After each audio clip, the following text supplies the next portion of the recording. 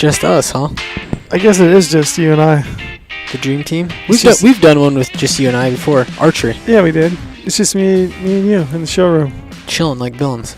Should we just do some shopping? Try some boots on?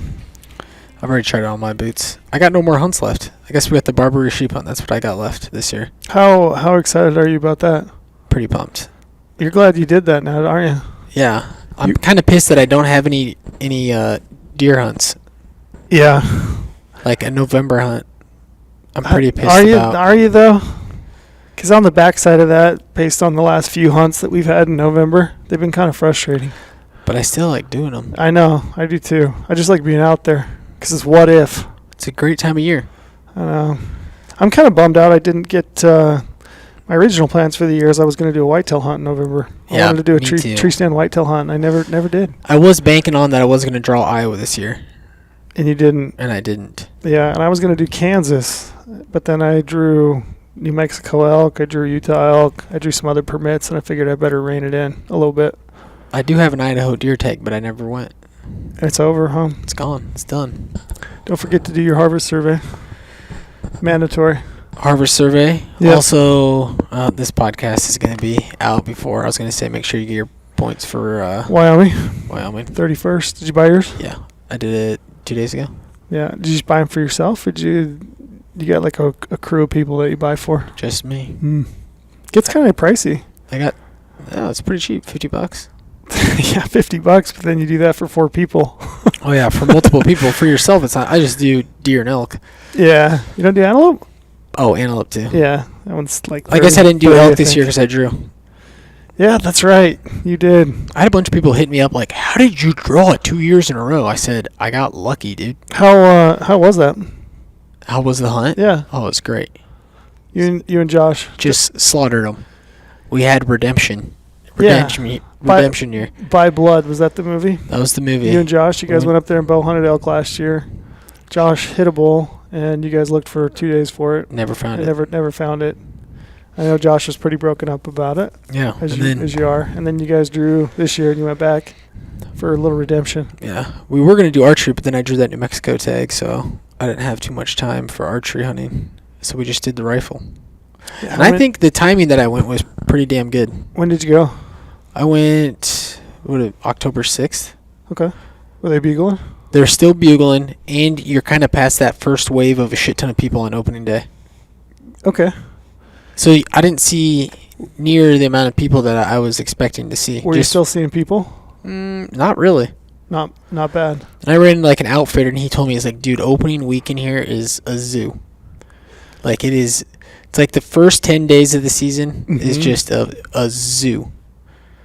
And it's interesting that you went in there, 6 days after the opener, right? Is that right?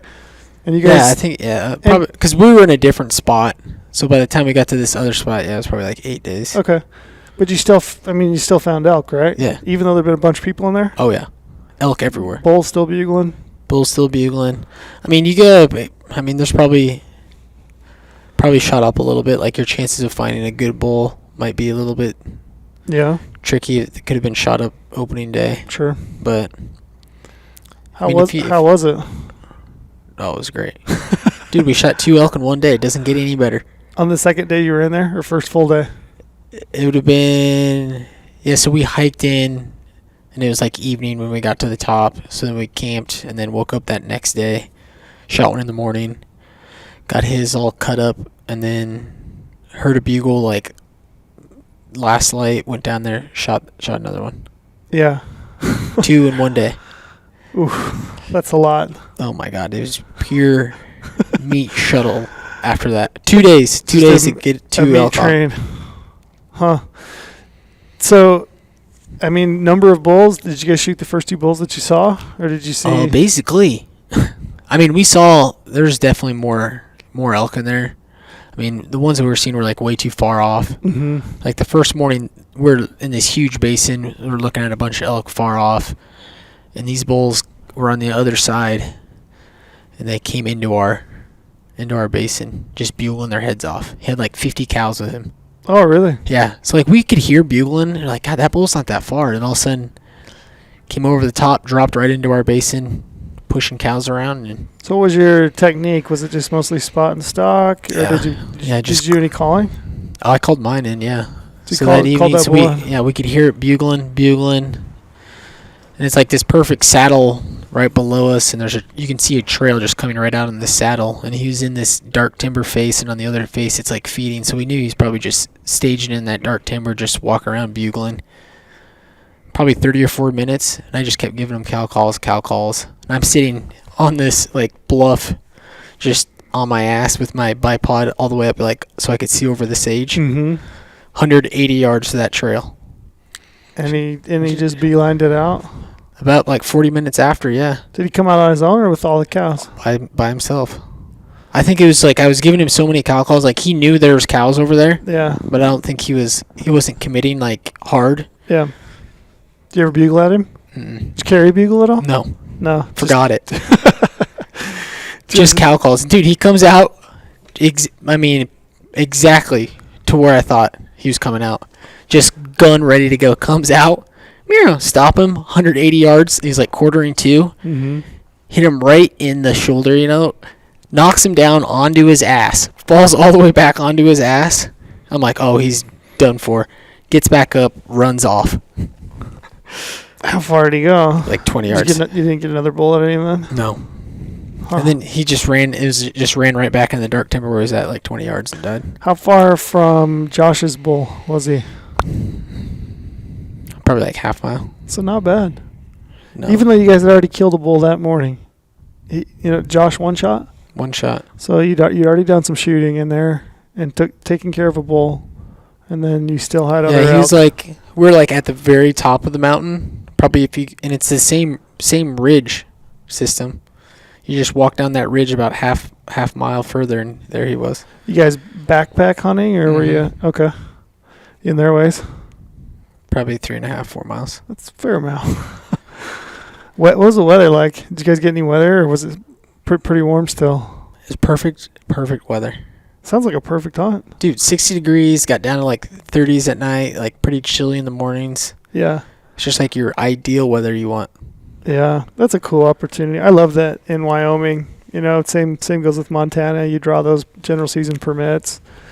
If you've got the time and you want to go up and bow hunt, you can do so for relatively cheap. You just got to buy the the extra archery stamp. Yeah. And if you don't fill your tag, you can go back and rifle hunt, which is what you guys did this year. So that's cool. Yeah, Wyoming's the best. So you got 2 elk in the freezer. Yeah.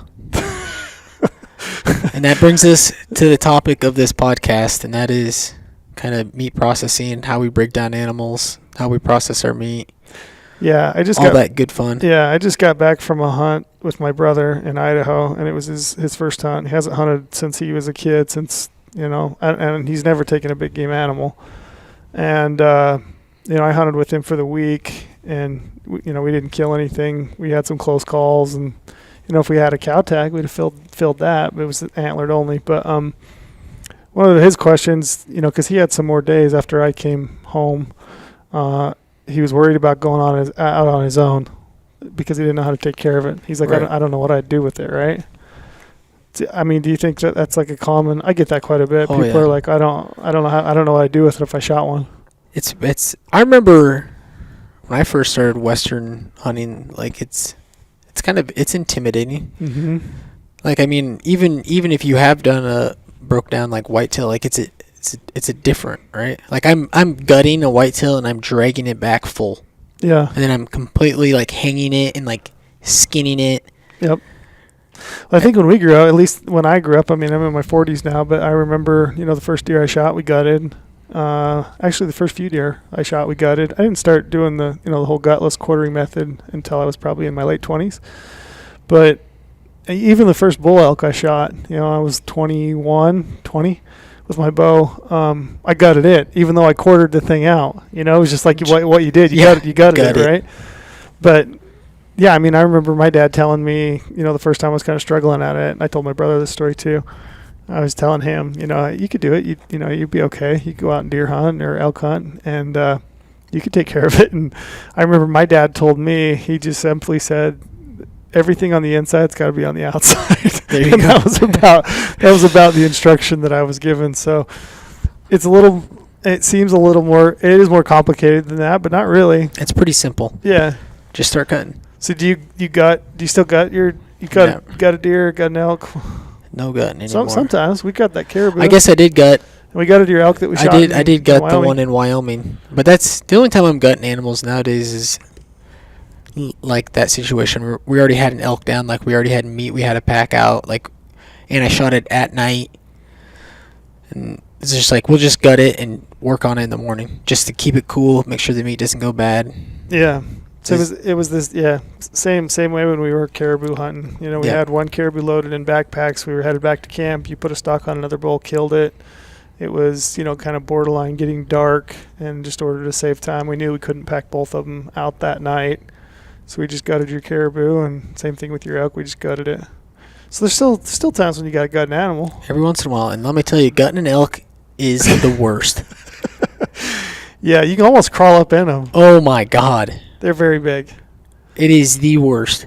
Yeah, I was telling my brother that. I'm like, he said, how do you do it? If I did gut it, how would I do it? Because I think that's like the first step is to get the meat off, right? Whether that's, if you gut the animal in order to cool it, prop that cavity open and get air circulating through the animal so that you're going to retain the meat, or if you quarter them off. That's the whole goal is to get the meat off and get it cooling out, right? But I was telling him, the hardest part about an elk, a bigger animal like an elk or a moose, is just being able to get to it, because they're so big. If you're by yourself, trying to hold a leg and make that all work is really tough. Yeah, I probably the first time I deboned an animal was probably with you. Yeah, just the boneless. Yeah, really.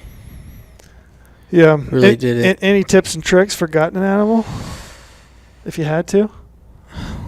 If you ever been good, like when I was a kid, I remember my dad taught me. He's like, "Oh, you cut around the anus, and then you do this whole butt out thing where you pull the, pull it down."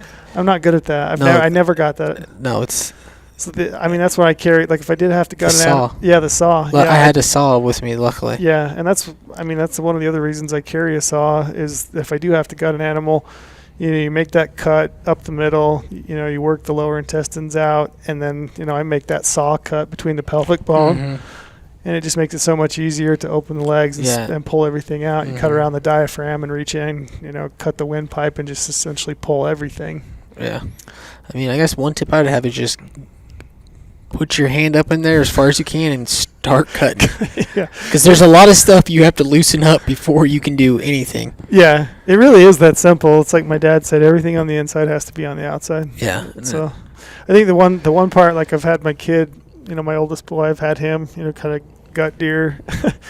The one thing I think new hunters, they get confused by is that diaphragm, which is your muscle, that round muscle that separates the upper cavity, the lower cavity of the inside of the animal.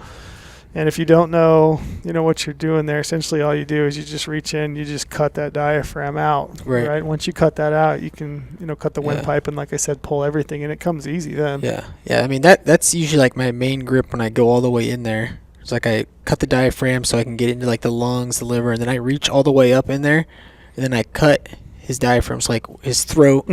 So then I grab that, and then that's what I'm pulling back, and I'm cutting. Yep. As you pull that, like that thing will yank everything out. It all comes out pretty quick when you get that done.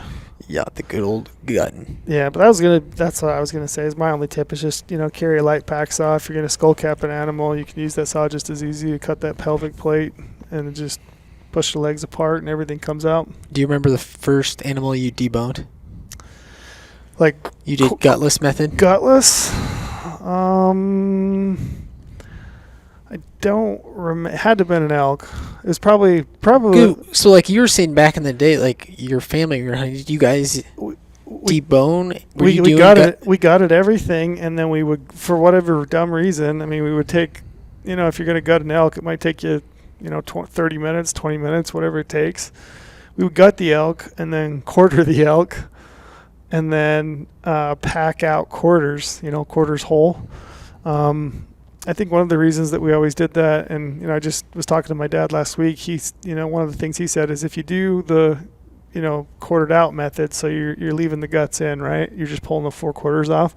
One of the things he said, he's like, how do you get to the the tenderloins, which is that loin that lies up underneath the backbone, which I think a lot of people don't think that you can actually get to if you do the gutless method. But you can. It's tricky, but it's a little more tricky, but you can definitely do it. But that was one reason I think he always thought that you had to gut the animal, because that's how you got to those inside tenderloins. Mm-hmm. So you were taking out quarters. Yeah, we were hauling quarters. Yeah, which I think that is still super common way of. I think a lot of people still just take out their quarters. Yeah, I mean, it would be my preferred method if I didn't have to carry them so far, Yeah. I mean, if you shoot an elk, growing up in Utah, we did a lot of, over-the-counter spike hunting. That was probably kind of where I cut my teeth as far as elk hunting goes. And, spike's still small enough if you're not too far in. You can throw a hind and a front in your backpack and make a couple trips, get the tenderloins and stuff.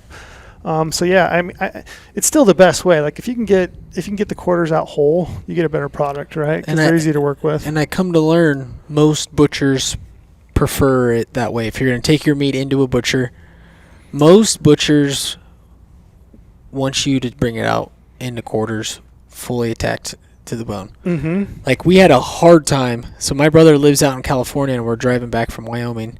Like he wanted to drop his meat off at a butcher so that he could get it shipped out to him. We probably called 10 or 15 butchers, and they said, well, "No, we don't take deboned meat." Yeah. There's getting to be far fewer people that even take wild meat in general. But you're right; it's tough to find a butcher that will take deboned meat. Like you've pulled the bone, pulled the meat off the bone in the field. And I think it's just because, you increase the surface area that they're going to have to touch, right? So as you pull those, you pull the meat off a hind quarter. If you do it right, you pull it in, essentially one big chunk, right? Which isn't too bad, but you've increased the, surface area for them that could potentially have like dirt or, leaves or grime cleaning, on it. more trimming. Cleaning, yeah, more trimming. It's probably a little more work of like guessing what steak is this. Not if you're a good butcher. Yeah, they shouldn't be. I will say, when we dropped it off at the butcher, they said, "This is the best deboned elk that we've had all year." There you go. So I said, "All right, we did it. We finally made it." Yeah, and I have talked to some butchers that have horror stories. Oh, yeah. That they'll get meat in that's just, grimy, nasty. It's been dipped in the dirt. They're cleaning it off. And I could see how if I was a butcher, that would be a nightmare to deal with. But so when it comes to quartering, mm-hmm. because I think I learned some tips from you on, so like the trickiest part is your hind quarter, getting the hind quarter off your back legs. The front legs, if people know or don't know, they just come clean off. Like there's no bone attaching them. You're cutting them clean off the cavity. Mm-hmm. Whereas your hind quarters, you're connected by your hip bone. Yep. And what's like you always have a good tips on how to like get that one off. Yeah. What's your go-to method? You come from the bottom, you come from the top? Yes, I typically start from the top. So what I mean, I guess if I go back, and we'll just do this for anybody that's maybe new to hunting. My first step, I've got an animal down. I'm going to start the process is to cut a line up the backbone. So I'll start mid-body. I'll take a line and I'll run it all the way up to the back of the neck. That was another question my brother had, was how do you get the head off without a saw, right? If you don't have a saw, it's pretty easy. You got that joint right there. I mean, if you feel your own back of your head, you feel that little bump. That right there is connected. It's kind of the top of your spine. And, on an animal, you can essentially just cut right down. It's the last spot where the spine connects to your skull. Yep. And it's super easy. You cut down through that. You cut through the neck. The head comes right off, no problem. But for me, I'll run that line up the back of the hide. And I'll then run a line across the body, like down towards the belly. And then I'll run a line up to like the front leg, kind of the elbow of the front leg. And I'll run a line down the back of the front leg. And then I'll cut around, the front leg, cut the hide. And from there, I'll just skin it out. Skin out the front quarter, and then like you were saying, the easiest way is to have somebody hold that front quarter up, hold the leg up, and then just start cutting from underneath, kind of in that armpit, and you just start cutting, that connective tissue between, the muscle and the body. And you simply, I was telling my brother, you just follow that plate. There's kind of a cartilage plate there in the front shoulder, and you can feel it if you stick your hand, underneath it.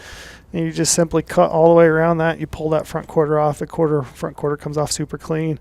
And then for me, like kind of the next step is to cut the back strap. So, the back strap is that long piece of meat that runs along each side of the spine. And it's really easy. You just run your knife against the spine all the way down until it hits bone, and then right against the ribs.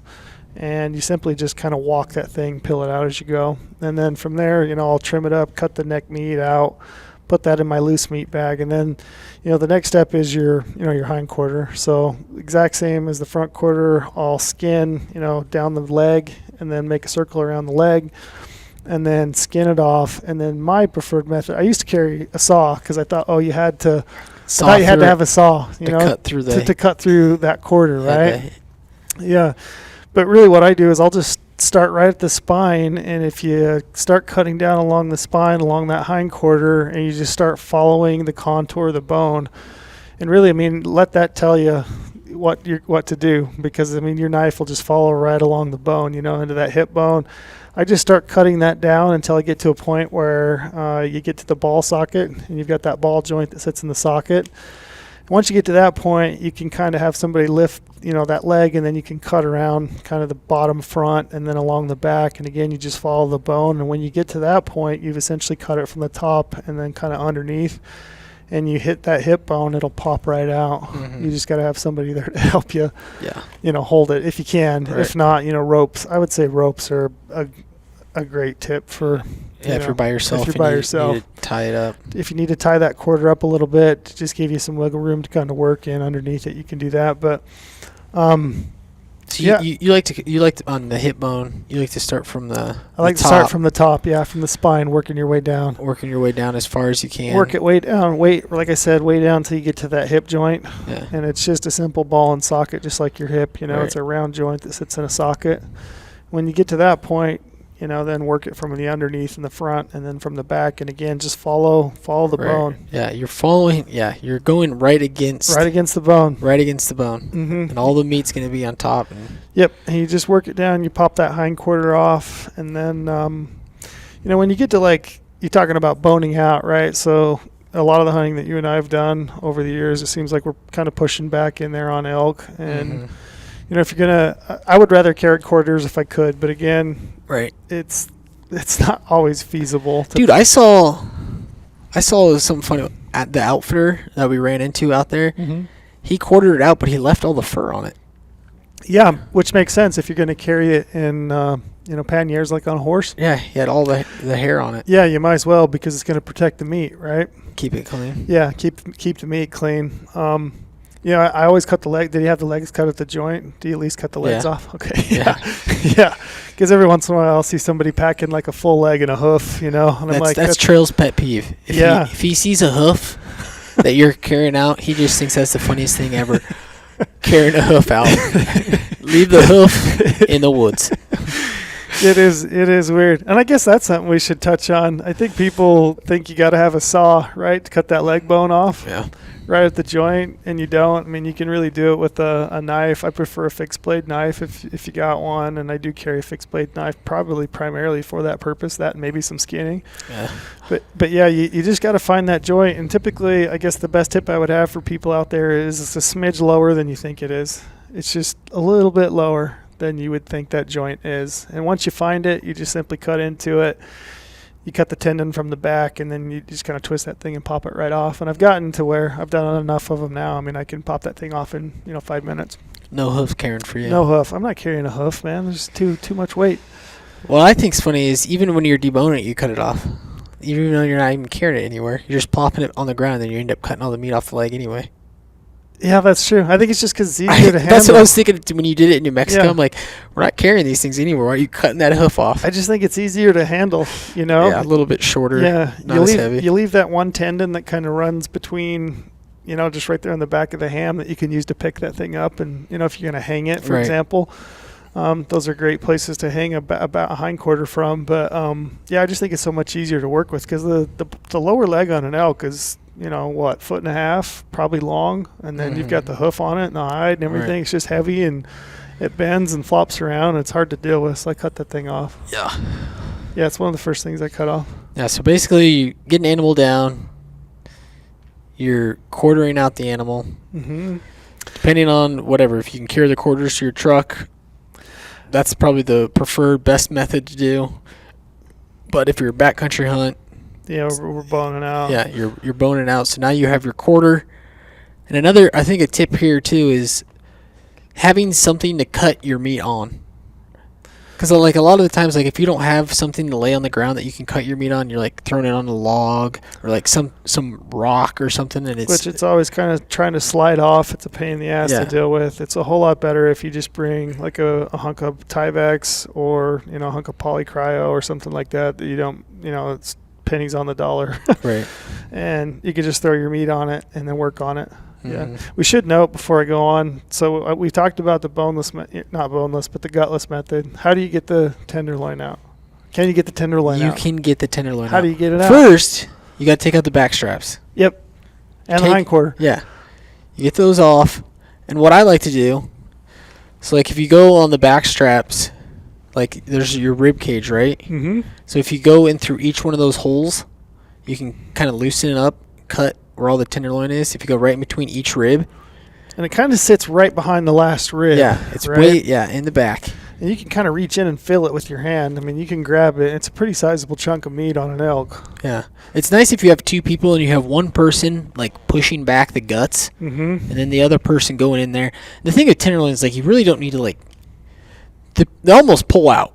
Like, you need to cut them a little bit, but, like, they're so tender, like, they literally fall off the bone. Yeah, you really only have to cut them at each end, kind of where they connect, and then you can cut like against the rib cage.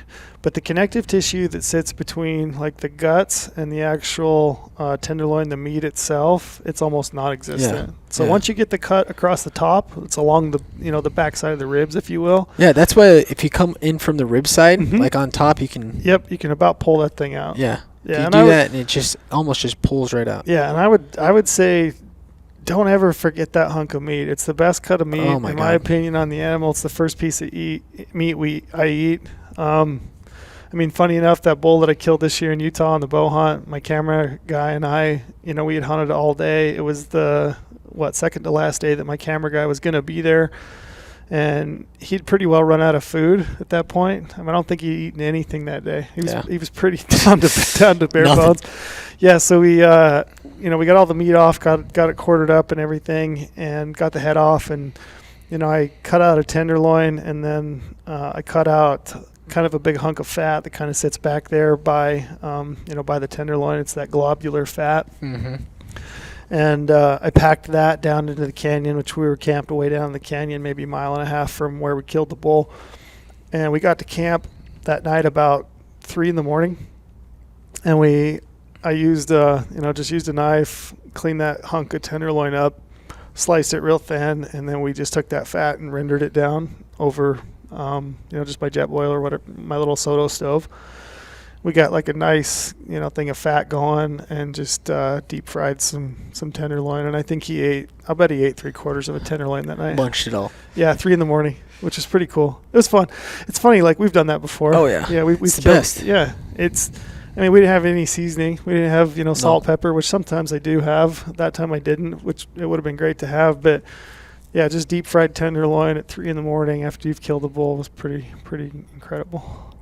Yeah, take your time on the tenderloins. I feel like some people get in there and just start like, because it's towards the end. Your back probably hurts. Oh yeah, and it definitely is a tougher one.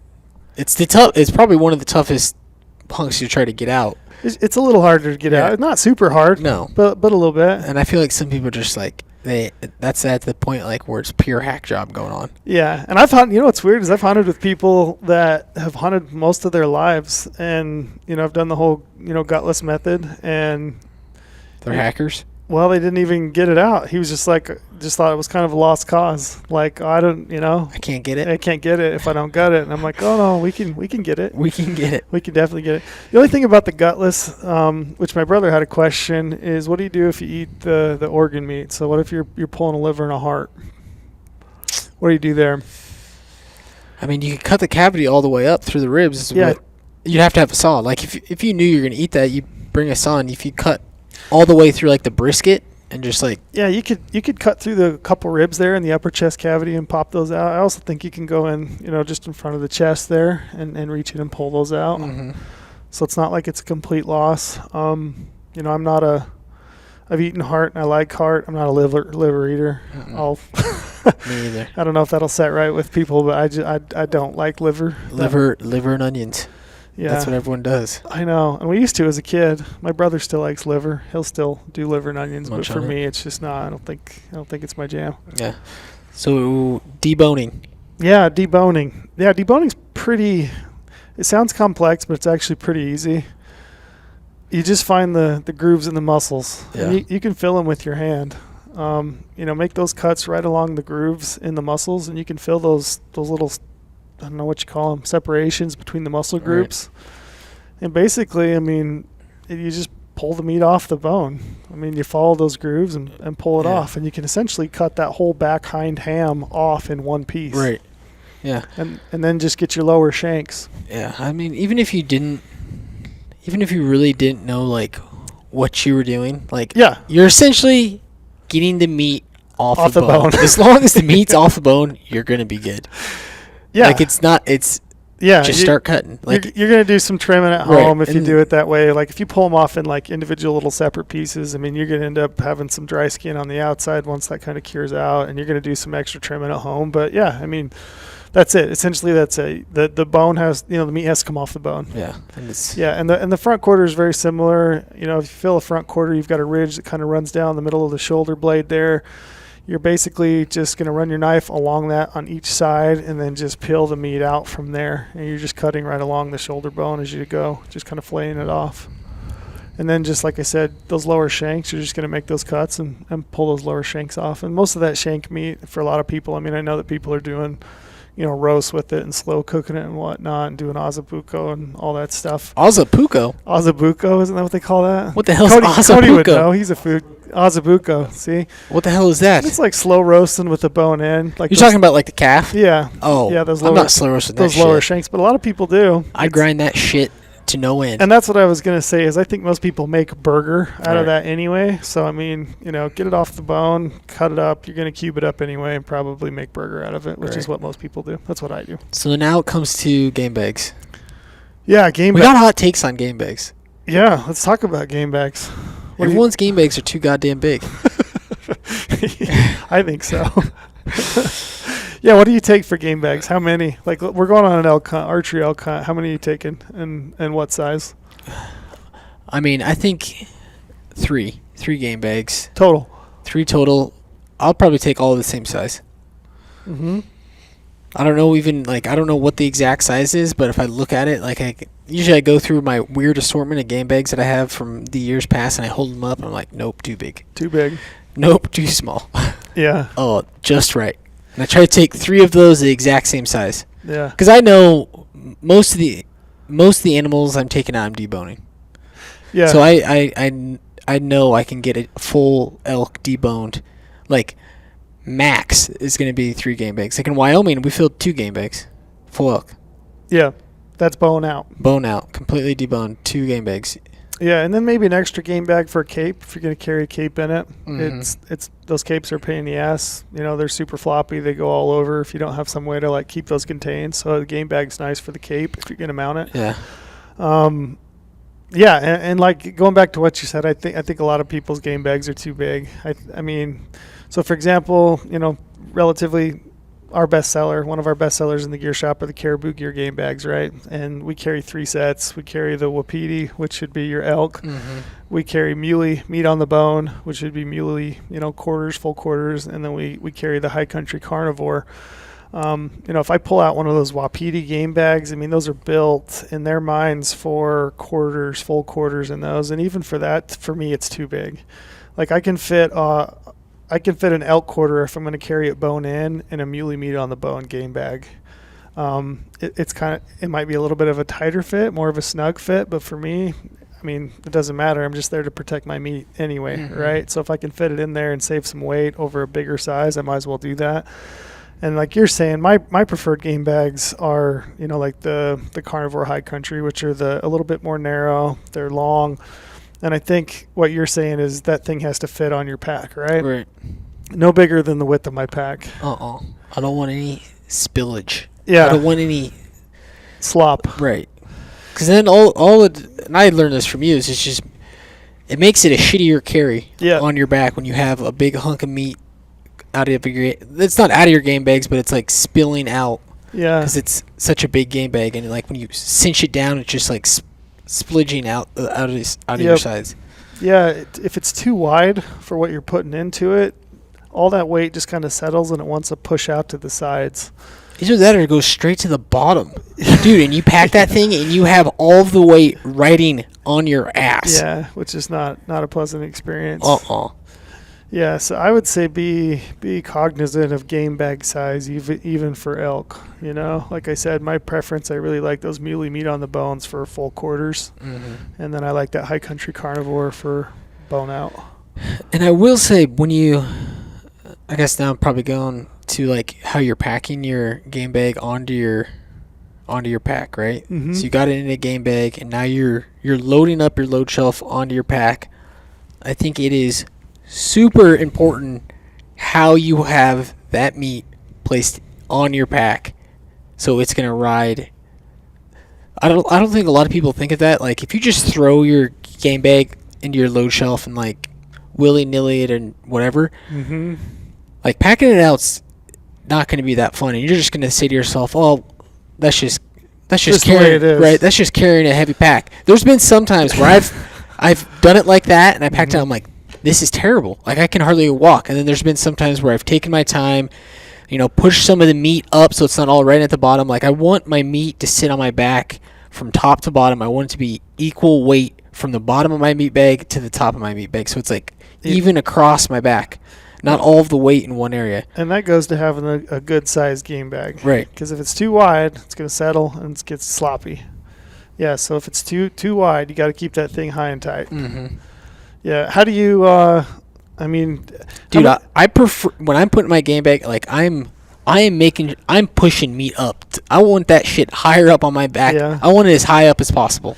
Yeah. How many people have we hunted with that just take the meat bag and throw it inside their pack? A decent amount.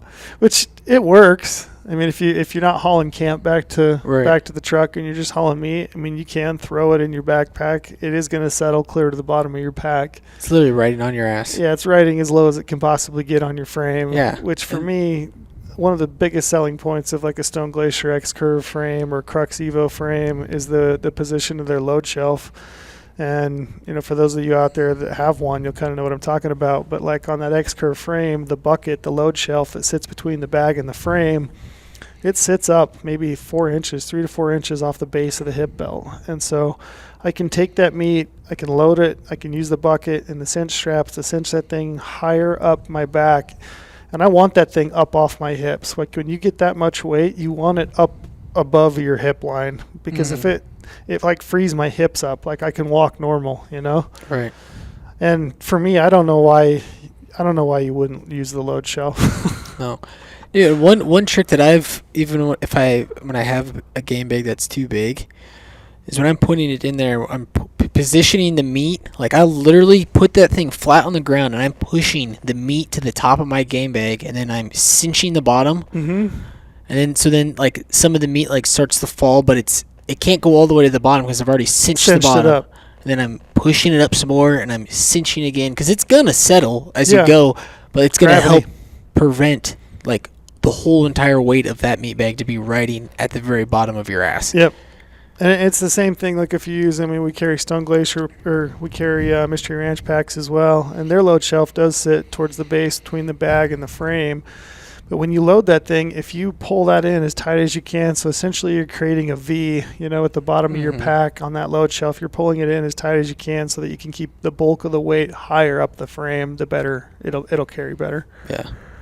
Yeah. Just think about pushing that meat up as high as possible on your back. When you're putting higher. that thing in the load, it'll make you feel 10 times better when you're hiking. Yeah. Even though it doesn't feel that nice at the beginning, I mean, it doesn't feel nice to pack out meat hardly ever. Mm-hmm. But, I've done it enough times where I've had the experience where I'm like, I packed this thing like shit. And you can definitely tell versus if you pack it nice, keep it up high. Yep. Like the difference when it comes to walking. Yeah, and I mean, I think people have the tendency, myself included, is, you're at the end of the day, you're tired, you know that you're about to pack a lot of meat, and you kind of rush it, like you're saying. Take the time. Typically I'll take my pack, I'll get to the load shelf, I'll lay it out flat on the ground so the hip belt's facing the ground. I'll tip those hip belts out so it's just laying flat on the ground.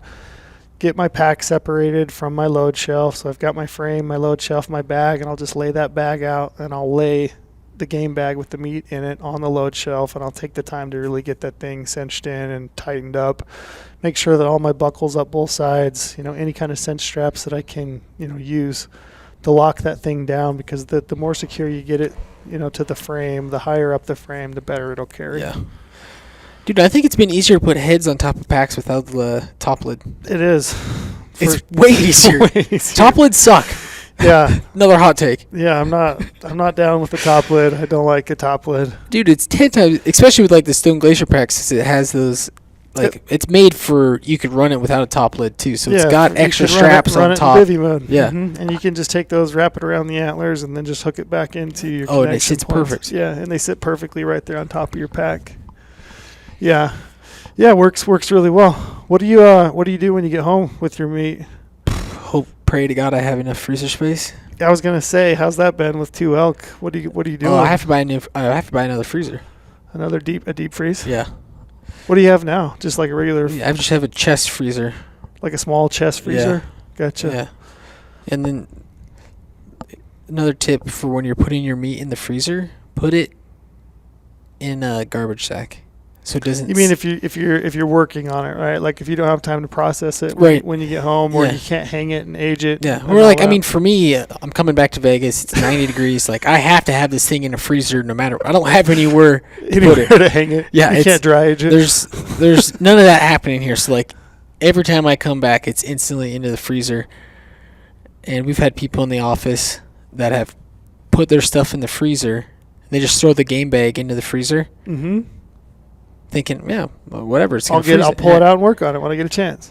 That thing is going to be frozen solid, and it is. It freezes right to the freezer, and they literally have to unplug the freezer and like defrost the whole thing to get the meat out, get the game bags out. Get the meat out. So put it in a garbage sack, so then it can't freeze to other things. But then the problem I ran into this year, so my freezer was like pretty full. Mm-hmm. I had to like take stuff and put it in my like fridge freezer and like fill that to the brim, and I had 3 ginormous game bags of a full elk, and I have it jammed in there like completely, like as tight as possible. Like there's no room. Right. I had them in garbage sacks and everything, but what happened was I had it in there so tight, like all the meat was like from this game bag to that game, like they like formed around each other, right? Because I had it in there so tight and like pushed in certain directions. Mm-hmm. So I basically made like one huge chunk. It was a puzzle. Yes, it was a puzzle, and that thing does not come out. We should note, he's not putting the meat in a garbage sack. He's putting the game bags with the meat in it in a garbage sack. Yeah. Yeah, because that. Yeah, and don't use the scented garbage sacks. Mine was scented. Oh, wow. That's all I had. Oh no! I bet that's. It wasn't too bad. It wasn't too bad.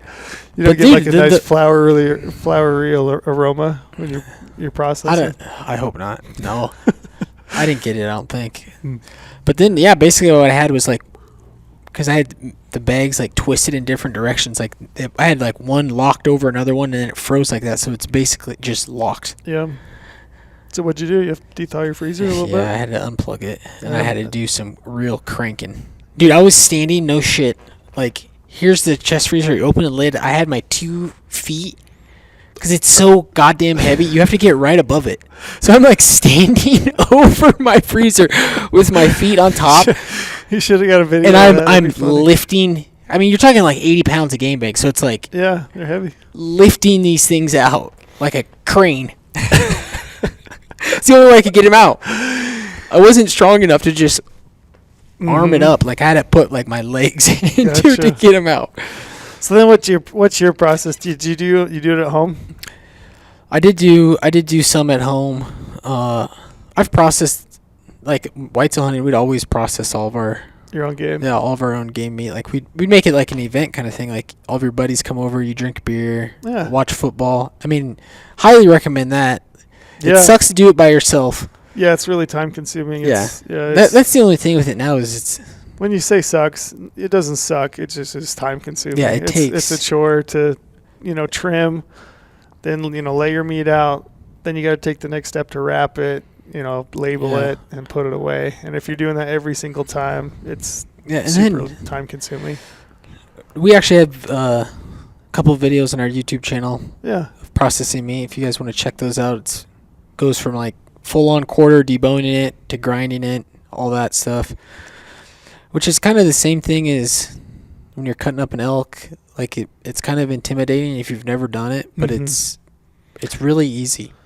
Yeah, I mean, it's essentially, trim silver skin. In some cases I'll leave silver skin. So if you've got like a back strap, sometimes I'll cut those into steaks. Sometimes I'll just cut chunks and I'll just leave like a chunk of back strap and I'll leave the silver skin on it just to kind of help add a little bit of added protection, to the, saran wrap. So typically what I'll do is I'll wrap mine in saran wrap and then I'll put it in freezer paper, right. Tape it up, push as much air out of as I can and then freeze it. But some people do the whole vacuum seal. I don't have a vacuum sealer with the bags and all that, so I still, cut, saran wrap, and then wrap mine in freezer paper. But, sometimes I'll leave some, freezer skin on, just gives a little bit of protection. And then, when I pull that thing out, thaw it out to cook, I'll just trim silver skin then. And a lot of times I'll leave back straps, in chunks. Oh, yeah, I like them in chunks. Yeah, it's kind of nice to have it in chunks. I mean, every once in a while, instead of doing steaks, we'll do a roast or something with it, and it's kind of nice to just have a nice chunk of back strap or whatever. Yeah. What do you do with? I mean, do you steak You steak your back straps? Yep. So yeah, I like steaks, roast. I'll grind a lot, and then for my grind, I like doing different. Like I'll do hot Italian. I'll do breakfast sausage, and a lot of that it's not as hard as what maybe it seems. You're literally just putting in different seasoning and then different fat if you want. Mm-hmm. You could literally use the same fat and then throw in breakfast sausage seasoning into that ground and it'll taste like breakfast sausage. Gotcha. It's just adding seasoning to the ground meat. You make hamburger and then you're adding seasoning to make it taste Italian sausage, to make it taste. Yep. And if you really wanted to be Italian sausage, you could use pork fat instead of beef fat. Yep. Do you so that's one thing. I mean, you do all your own ground, right? You have a grinder? Yeah, I use the GOHUNT, that meat grinder, which is a real treat. Yeah, the Made by Meat. Yeah. Meat Your Maker. Meat Your Maker. Yeah, Meat Your Maker food processing. Yeah, and that meat thing processing. cranks. Yeah, and I bought one. I mean, I bought mine, I think, at my local cow ranch several years ago, but it's just a limb, right? I think it was like $350 or something, which is kind of middle of the road as far as grinders goes, but it does a great job, And I mean, you figure if you pay to have an animal processed, I mean, buying a grinder, it would pay for itself if you did your own, 2 or 3 times. So if you think you're going to hunt, you might as well just go ahead and pick up your own grinder and do your own. Yeah, I think the biggest thing with meat processing your own is cleaning it. Having good, clean meat is going to give you the best taste in the end. There's nothing worse than, if you have somebody butcher it, and, they either they're busy or backed up or whatever it is, and you get a product. I mean, I've had great luck with the butchers I've used. I mean, I've used Tugnay over to Peng, which, by the way, I don't know if you want. I throw his name out there, but I don't know if he's taking any more wild game. But he's not, so don't even try. But the meat that I've had him do, he's done phenomenal. There's a few of them around that just do a phenomenal job. Blood's Custom Meat and Antimony, I've had them. I've had phenomenal product from those guys. But 15, 20 years ago, I had, some other guys do it. And when you get it back and, there's some hair in it or some silver skin, some silver skin and just, it doesn't make you feel good. So no. you want it clean and well the more clean and trimmed up you can have it before you grind it or anything, the better it's going to taste in the end. Because that's where all your gamey flavors coming from, is from the hair, from the silver skin. Mm-hmm. I took one to the butcher last year and I got it back, and it's just wasn't great. Not happy about it. Yeah, that's a bummer. Like I see hair in the ground, like I can see silver skin, like, and you open the package and you can just smell like Gamey. you can just tell that is one gamey son of a bitch. But there are ways you can overcome the gaminess. You just really got to cook the shit out of it. Seasoning? Is that what Chili, tacos. Do you mix fat with your burger? Yeah. Yeah. So what do you do? I think the last one I did was, I think it was like 95, 10. I go into the grocery. 90-10? Yeah. Not 95-10? I was doing, well, it might have been 95, 5%. I don't like measure it out exactly. Sure. I just go in there into the grocery store and say, hey, I need 3 pounds of beef fat. Oh, really? Yeah. Okay. And like a lot of the times, I mean, the grocery stores around here aren't like your normal fucking grocery stores. Like in Iowa, like I go, hey, I need 3. It's like, here you go. Like they already have it ready to go. They're like, oh, we need to trim some up. Come back in an hour. Mm-hmm. But Gotcha. yeah, it's just literally beef fat that they've trimmed off. And I know some people will do bacon ends. I know Brady does bacon ends, and you know we've done some content here where we did some burger in the shop, and you know he had these nice big pre-packaged bacon ends that he'd bought at the grocery store. I haven't had a ton of luck finding those at my local grocery stores. I've used bacon, just like simple bacon, you know, like trimmed bacon, and mixed that in and done that. If you go to your butcher and ask them for bacon ends. Yeah. Same thing. Go to a butcher. A lot of grocery stores will carry bacon ends, and like it's basically what bacon ends and beef fat's literally trimming off of, like when they're trimming up steaks, they're taking that fat off. Yeah, it's that fat. Yeah, and it makes it a really nice burger product. You know, like a 90-10 split, like you're saying. Yeah, the bacon ends. I've done it before, and I really do like it. But it's like, I almost feel like I just have to make a hamburger out of that. I got bacon in it. You know, it's like I'm gonna make bacon you do spaghetti, tacos, spaghetti, bacon in my spaghetti. Well, it's just a little flavor to it. It's just a little fat, right? Yeah. I mean, it tastes like bacon, though. I mean, a lot of the stuff that I grind, I won't do anything in it. I'll just grind it straight, super lean, and you know I'll cook it in olive oil or something like that. How do you get like shit to stick together? If you do a burger or something, you got to mix in some like egg white or you know something like that to kind of help. Is emulsify the word I'm thinking of? I don't even know what that word is. I think it means it stick together. Emulsify? Good blend. I don't know. So I don't know what the word I'm looking for is. You'll have grind meat and you'll just grind it with no fat in it. Yeah, just regular grind meat. I'll grind it. I mean, we do spaghetti out of it a lot. We do tacos out of it. I don't know. Maybe I haven't.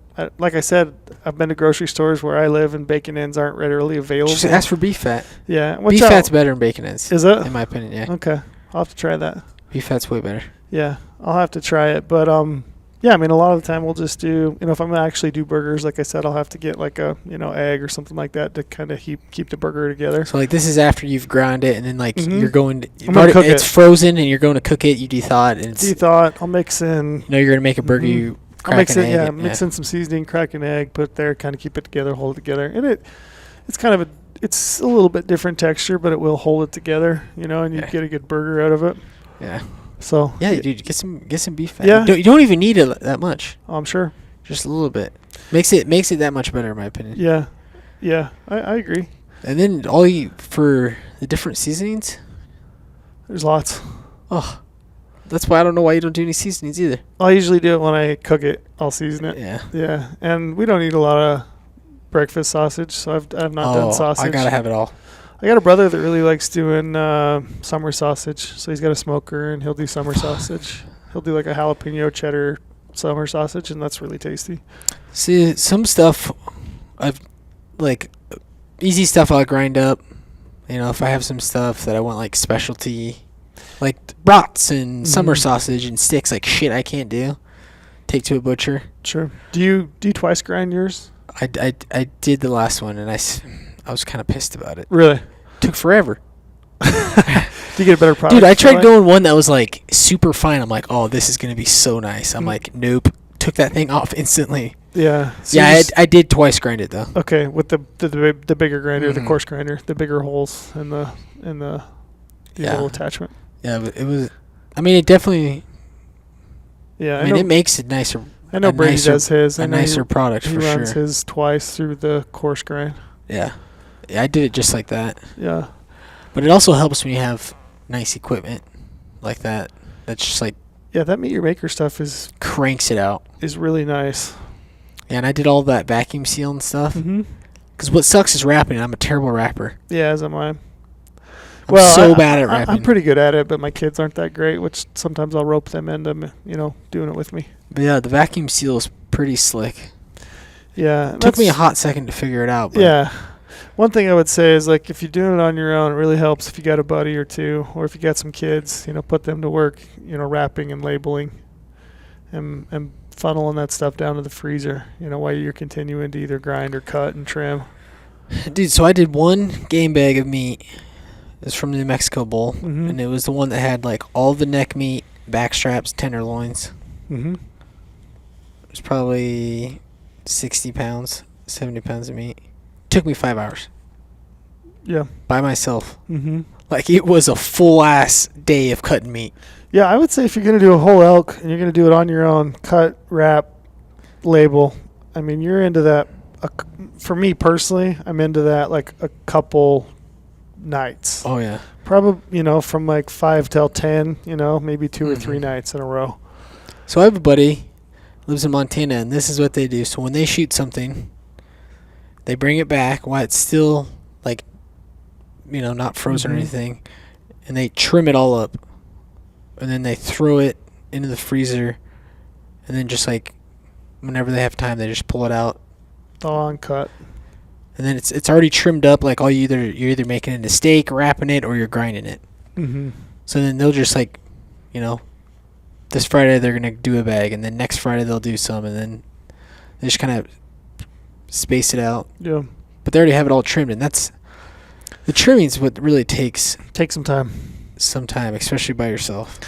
I mean, I'm like you. Most of the stuff I hunt is early season, so I don't have a lot of time. So for me to hang it, right? My brother loves hanging stuff. He's got I think he picked up an old fridge, kind of hollowed out, took all the shelving out of it and everything, and he's kind of fixed it up so that he can hang quarters in his fridge. And so he'll do that. He'll put it in there and let it hang for a week or whatever it is and it does. I mean, that helps. It makes the meat more tender. He gets a nicer product out of it. But I'm kind of like you. I don't really have the spot to necessarily do that, and most of the time it's too early to just let it hang outside, and get like a nice dry age. I remember like my father-in-law talking to him, when he was a kid, they would go deer hunting and they would just take those quarters and hang them out on the north side of the house. They'd hang them for a while. They'd go out there and like cut meat off of it periodically and cook. Yeah. That's not really the case anymore, because even in October it seems like it's still in the 70s and 80s, right? But yeah, I mean, it's a great option if you can hang it to age it, at the right temperature. But if you can't, like you're saying, I don't think there's anything wrong with freezing it and thawing it and pulling it out and working it through as you have the chance. Oh, and I'm still all about taking meat to a butcher too. Yeah, if you can. Yeah. Like, Yeah, I mean, I have no problem paying a butcher $300. Yeah. Like, sometimes just like, oh my God, I'm not doing any more of this chopping. Yeah.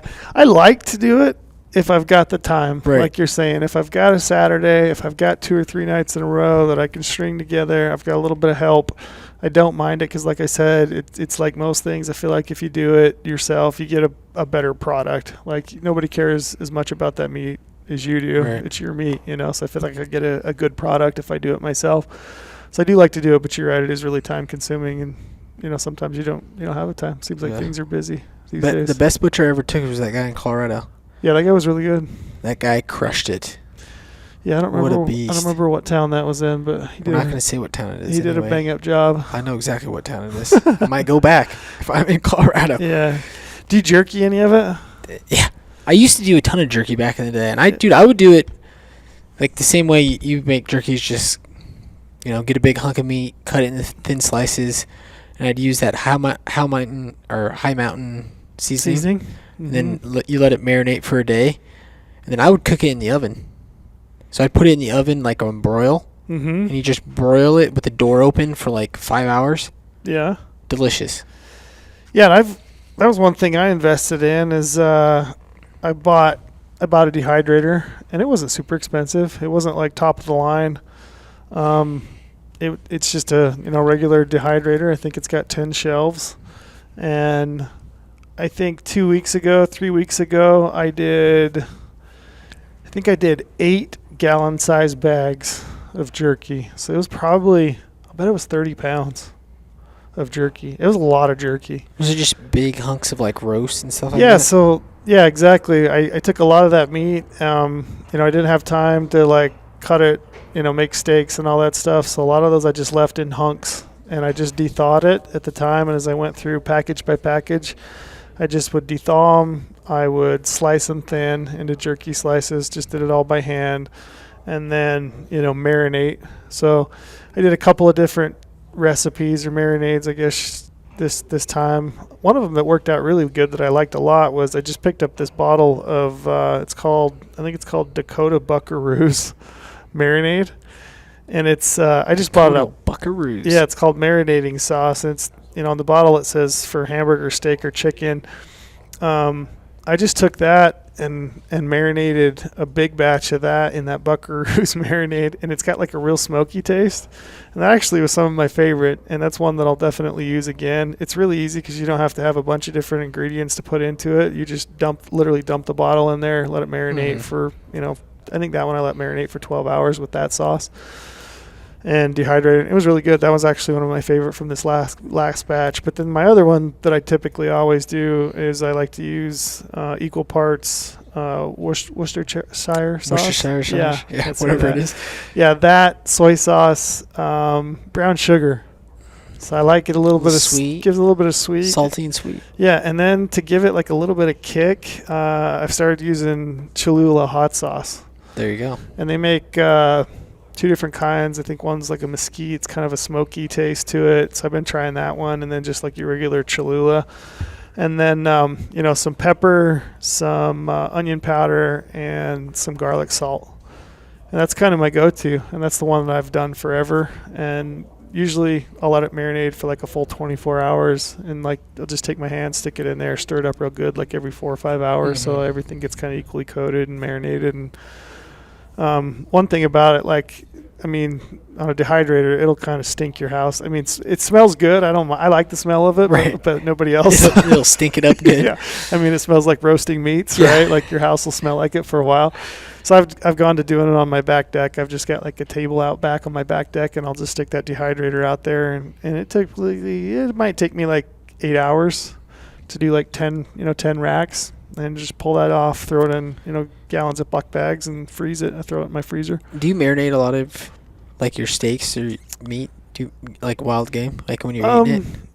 Yeah, probably. I do some. Yeah, not a ton, but I'll do some. I've done a lot of that. I'll do kind of like one of our favorite things is just, cut the steaks and then prepare, like a flour dip. So I'll put like some flour, salt, pepper, or maybe just like some Montreal seasoning, kind of creates a coating, and then just kind of deep fry it almost. And I'll do that with like mashed potatoes. Oh, yeah. And gravy. I like that one quite a bit. Yeah, that one sounds delicious. Yeah, that's kind of like one of my favorite ways to do it. And it's super simple. I can do it. And I will say it's pretty funny is my kids will eat, elk or deer steaks just about as well as anything. They will flat out eat steaks, deer steaks, elk steaks. They love that stuff, especially roast? My little one. Yeah, roast. Dude, pot roast. Oh, I love Dude, roast anything. I'm not kidding you. I've thrown steak in that thing. Oh, me too. It's the best. Yeah. Like, 'cause you just like in a crock pot? Oh, you can throw anything in that crock pot for seasoning, whatever, and you just throw any hunk of meat in there and you just come home. Yeah. Don't have to cook anything. It's ready to go, and it always tastes delicious. Yeah, and by no means am I like, I'm not I don't put a lot of time and effort into like recipes and stuff. I'm not a master wild game cook by any stretch of the imagination, but you don't have to be, I don't think. You can very simply just, throw a roast in with like a, soup seasoning packet, cook it on low heat for 10 or 12 hours, kind of breaks down all that connective tissue, and, it's a great roast of potatoes and I will say, carrots. Though, a nice wild game cookbook is the way to go. It is good. The other thing I've been looking at is you've been following along with like the outdoor class. Yeah, dude, I got Hank Shaw's cookbook. Yeah, so Hank Shaw, he's got a whole module, I guess, of different recipes for venison 101. Jamie Teagan did one last season, and I've been kind of watching some of her recipes. And I will say that's one thing that, every year, if I kill an elk, deer, antelope, I never feel like I do that thing full justice. 'Cause like when I see what some of these other people are making, like, you know, Hank Shaw or Jamie, I'm like, man, I'm not doing this due diligence. Right.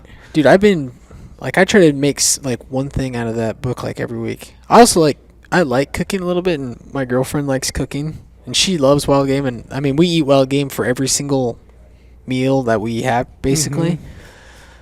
And hell, more of it's just like adding some like variety, you know, instead of eating like tacos or burgers or steak or chili. Just, you know, trying something new, adding a little variety, shaking it up a little bit. Yeah. And they are delicious. I had chili, staked chili, and it was, you know, we used loin, like we used an elk loin, part of an elk loin, and kind of cut up in small chunks and then put that in chili. I had that 2 nights ago, and it was fantastic. I'm eating chili right now. I got a spicy Italian ground up.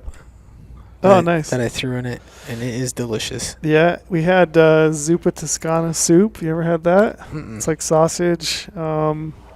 It's really good. So I had that last night, and again, it was elk sausage. My favorite one that I got out of the Hank Shaw is these kebabs, gyro. Oh yeah, a Euro. Mm-hmm.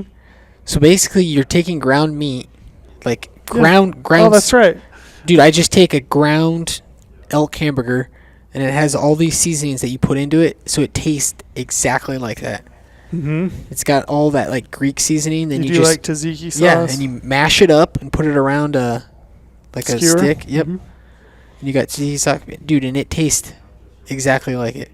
Like you mistake it for like whatever that. What is that? Lamb? Yeah. Yeah. It's crazy. Yeah. And that's just ground elk.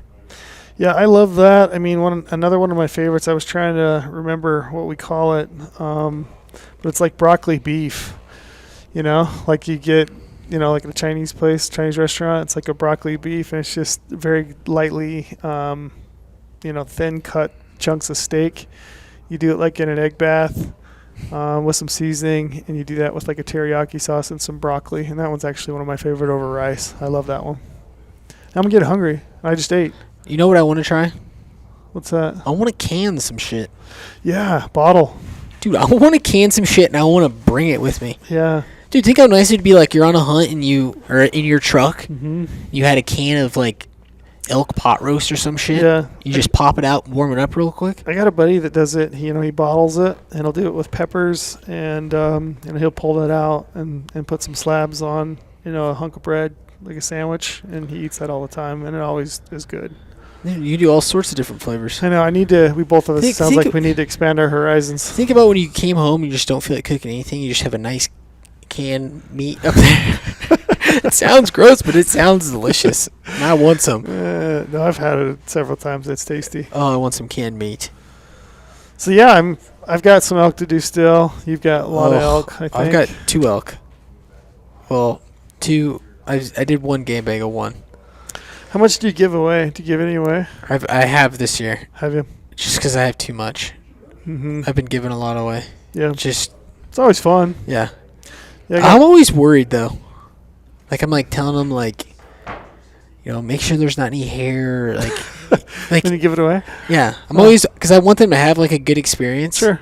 But I've also eaten game meat for a long time and like understand your tolerances are a little higher. I feel like they are, and I understand like how to prep it and make sure, you know, to make it taste as best as possible. Yep. And then most of the time it's never really that bad right out of the package, but like, you know, if I see a hair in there, I'm pulling out hair and shit like that. But I'm always worried like they're just gonna think it's super gamey and they don't want it. Because I mean, every once in a while you get a package that is super gamey. Sometimes you get steaks that are tough. You get some shit that's a little bit gamey. Yeah. And if you're not used to it, it's like I always give them like, God, I hope this one isn't a gamey one. You give them the good stuff then. No, I just give them all. I was literally just reaching and throw them in. You get some meat. You get some meat. You get some meat. It is kind of fun to share. Like I said, I've got brothers, and sometimes I try to get those guys some meat if they haven't had any luck that year. You know, if they don't hunt. Mm-hmm. But it is kind of fun to share with buddies. I mean, I don't have a family or anything, so I got 2 elk. That'll last me like 3 years. Oh, you're gonna have to start eating elk for every meal. I mean, I basically do, dude. I'm still eating elk. How many times a week do you eat elk? Oh, I mean, I eat game meat probably every night. Damn near. Pretty much every day. Yeah. Yeah. I would say we probably do 4. I would say 3 to 4 days a week. You know, we're eating meat, game meat, elk, deer. But I mean, antelope. for the longest time, I was living by myself. Oh, which you were probably really plowing through it. No, I mean, still, it takes forever. It's just I'm feeding one mouth. You know what I mean? Yeah, to eat a whole elk Like yourself. when I cook something, that shit lasts me for 2 days. So Yeah. like, dude, I still have elk from 3 years ago. You know, last podcast we did, Brady went. He took a pretty. You were gone. Yeah, I heard Did it. I was pissed. You did? What'd you think of that? He took a pretty strong statement. He said mule Dude, deer. he is dumb. That is not true at all. He said mule deer tastes way better than elk. He says elk tastes sweet. Yeah, too sweet, he said. We should do a poll. That is the If you're dumbest thing listening I've to ever this, heard. drop a comment on our YouTube page. Let us know which is better, mule deer or elk. Elk. Elk all the way.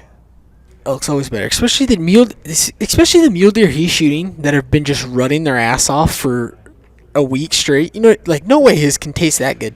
I pitched an idea. I was talking to my brother about this last week. I think maybe elk tastes a little better because they eat like a wider variety of stuff. So they're eating grass, they're eating forbs, they're eating browse, they're eating whatever. They're like a cow. Yeah. What tastes better in a cow? Whereas a mule deer Elk. is mostly yeah, mule deer's mostly just really honing in on, you know, sagebrush, Ugh. browse. I think that's why they're maybe a little bit more gamey. Sorry, Brady. Elk all the way. I think so too. Team elk. Drop a comment below. Yeah. Tell Brady he doesn't know. He's dumb. It just tastes sweeter to me. Like, what are you talking about? Yeah. You make tacos. That's it. Oh man. It's probably because he put everything he makes, he grinds it into bacon in, so I don't know how you can taste the difference. It all tastes like bacon. Yeah, which bacon does taste good. Yeah. My brother likes to do bacon wrapped tenderloins, so he'll take those tenderloins and wrap them in bacon, and that's like his jam. That's what he goes with. I mean, you can wrap anything in bacon. Yeah, but it does give it a nice flavor. I bet. Little seasoning, some bacon. I'm hungry. Should we go eat? Let's go cook some elk. I think we should. Well, What else you got? I got Promo? nothing. Oh yeah. Hit us with a promo. Podcast 50. Yep. We're giving you $50 in the gear shop if you sign up. $50, 50. We're covering 50 states for $50, and we're giving you $50 in the gear shop. Yep. Pretty sweet promo. I mean, application season's coming around the corner. We still got some hunts going. We got the holidays coming. Yep. All of that you can benefit with that. You give us $50, we give you $50 Fair is fair. that you can use in the gear shop, and we also give you GOHUNT maps. Right.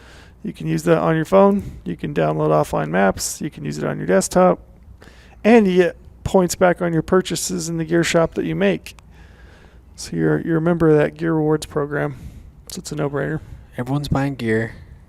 You And need gear. I've heard that our podcast promo is doing pretty decent. Podcast 50, if you haven't heard yet. Podcast 50. Don't mess it up. Use it. Use it, abuse it. Cook some wild game. That's it for us. Enjoy the holidays. Just us two this time around. That's it. I think Brady will be back on the next one. Maybe. Yeah. We'll have to wait on him. Maybe. Yeah, we will.